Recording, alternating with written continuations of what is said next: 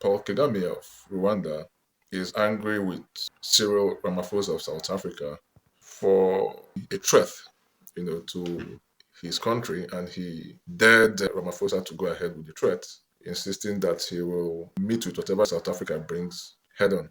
South Africa has been livid with Paul Kegame, who they accuse of sponsoring the M23 militia group in the Congo. Now, the South African president, Cyril Ramaphosa, spoke with the Rwandan president, Paul Kagame, on this issue.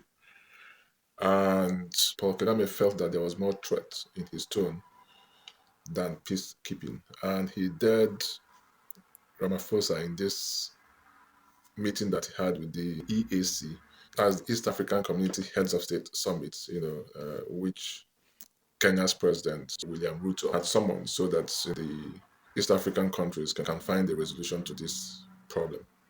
And in that meeting of heads of states, Paul Kagame spoke his mind. There are four things that he highlighted. The first is the attack by Cyril Ramaphosa of South Africa.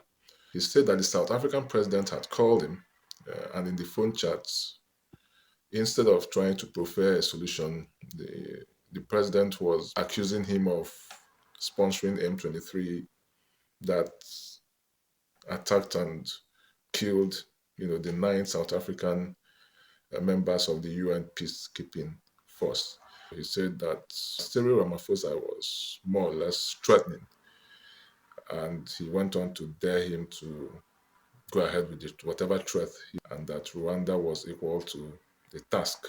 Paul Kagame also went on to say that South Africa was actually part of the problem because they support the FDLR, which is another militia group like the M23, but this time is an anti-M23 militia group.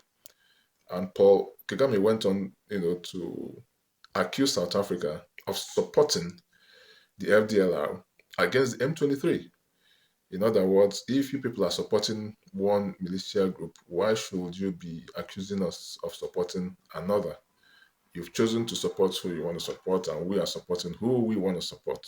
He also, went on to say that he was not averse to having peace meetings to resolve this issue, but that what he's observed is that most of these, peace meetings were not means to an end. They were, ends in themselves and did not really solve any problem. And he went on to conclude that this problem cannot be solved militarily.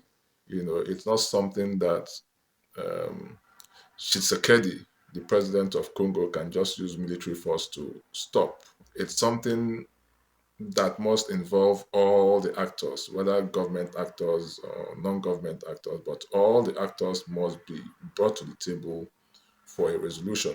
He believes that any resolution that is reached without bringing all these actors together in one place will not work. And I wonder, because there are over 150 different militia groups in Congo, over 150 different militia groups. Of course, the most prominent are the M23 and the FDLR. There are smaller ones and there are bigger ones. So you can imagine when you have 150 different interests, I wonder if a resolution can be reached. However, there's no doubt that the problem in Congo can only be solved through a resolution. And I agree with him that all parties have to be on the table, but they must all be willing to give and take. They must all be willing to compromise here and there. They must understand that in a peacekeeping meeting, you don't win all. You win some and you lose some. That's it.